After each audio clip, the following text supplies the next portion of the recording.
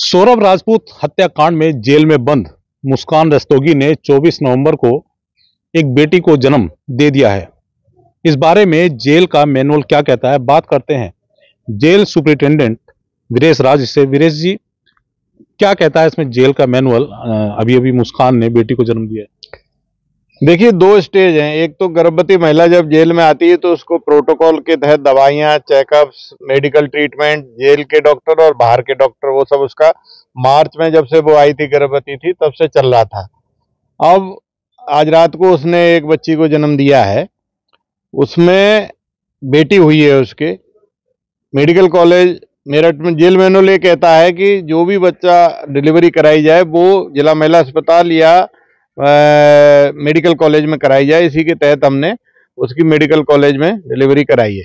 Protocol ये है कि 6 साल तक के बच्चे अपनी माँ, दादी आदि के साथ कारागार में रह सकते हैं। तो वो भी अन्य बच्चे जैसे रह रहे हैं, वो भी 6 साल तक अपनी माँ के साथ रह सकेगी। जो स्वास्थ्य विभाग में टीकाकरण के लिए रजिस्ट्रेशन कराया जाएगा, जैसे अन्य बच्चों का कराया जाता है, टीकाकरण स्वास्थ्य विभाग की तरफ से होगा। और जो महिला बाल विकास, पुष्टाहार और आंगनबाड़ी में जो टीकाकरण और जो रजिस्ट्रेशन होता है वो भी अलग से कराया जाएगा। तथा कारागार की तरफ से उसको जो दवाएं डॉक्टर रिकमेंड करते हैं वो, दूध यदि बाहर का दूध रिकमेंड करते हैं वो, तथा जो भी उसके कपड़े हैं वो, और बर्तन आदि जो भी हैं वो कारागार की तरफ से दिए जाएंगे। तो इसमें सभी विभाग जो कि महिलाओं से और बच्चों से संबंधित हैं, एक समन्वित प्रयास के तहत ये अपनी सभी सुविधाओं को उपलब्ध कराते हैं, चाहे टीकाकरण हो, कपड़े हों, दवाइयाँ हों, या बच्चों की जो है और आवश्यकता की चीजें हों। वीरेश जी, इस मामले में एक नया मोड़ भी आ गया है। जो सौरभ के परिजन है वो कह रहे हैं कि बच्चे का डीएनए टेस्ट कराया जाए ताकि पता लग सके कि इसके पिता कौन है। तो इस बारे में जेल प्रशासन किस तरीके से इसको टैकल करेगा?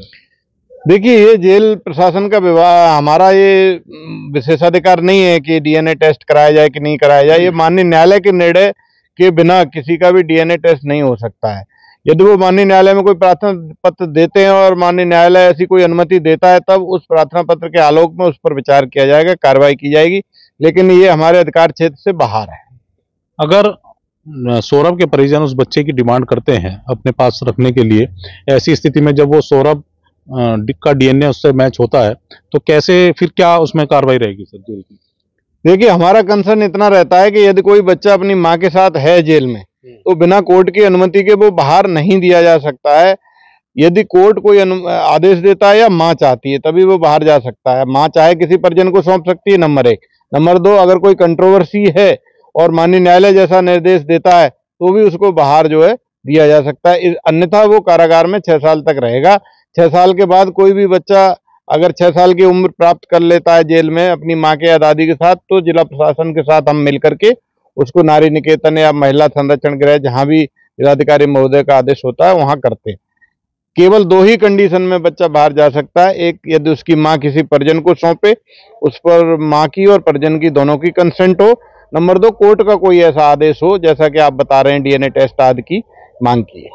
सौरभ के परिजन तो ये भी कह रहे हैं कि अगर डीएनए टेस्ट में वो सौरभ का बच्चा निकलता है तो ऐसी स्थिति में जो है मुस्कान उसकी भी हत्या कर सकती है बच्चे की। नहीं, हमारा प्राइमरी कंसर्न ये है कि बच्चे की सुरक्षा और मुस्कान की सुरक्षा, और उनको कारागार में सुरक्षित रखने के साथ साथ खाना पीना, रहना, ये सब सुविधाएं उपलब्ध कराना। माँ के साथ बच्चा पूर्ण रूप से, बच्ची जो हुई है स्वस्थ है। अभी तो उसने, जब वो कारागार में शुरुआत में आई थी तो नशे की आदी थी, लेकिन बाद में उसने धार्मिक एक्टिविटीज में काफी भाग लेना शुरू कर दिया, और वो रामायण और सुंदरकांड और धार्मिक आरतियां वगैरह करते। तो उसका कहना यह था कि बच्चे का नाम यदि बेटा होगा तो कृष्णा है और बेटी होगी तो राधा रखूं। पता चला है था राधा उसने नाम रख भी दिया है। तो ऐसा कोई माँ क्यों ही करेगी। फिर भी हमारा ये है कि हमें सुरक्षा की दृष्टि से पूरा ध्यान रखना है। तो देखिए, अगर जेल प्रशासन इस चीज का पूरा ध्यान रखे हुए है कि माँ और बेटी दोनों की सुरक्षा का भी पूरा ध्यान रखा जाएगा, और साथ साथ अगर कोर्ट से कोई डीएनए टेस्ट कराने का कोई आदेश आता है तो उस स्थिति में उस बच्चे का डीएनए टेस्ट भी कराया जाएगा।